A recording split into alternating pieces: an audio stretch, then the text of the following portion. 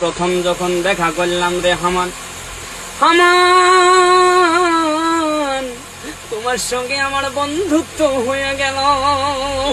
ও হামান, আমি তোমার বাড়ি যাব।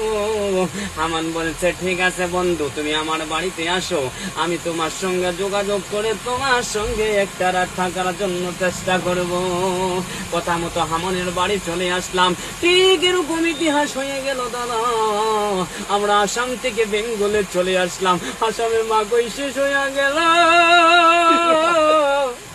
বেঙ্গলে আসে 2টা গাড়ি লুট হওয়ার কথা ছিল, এখন পর্যন্ত একটা গাড়িও লুট করতে পারলাম না।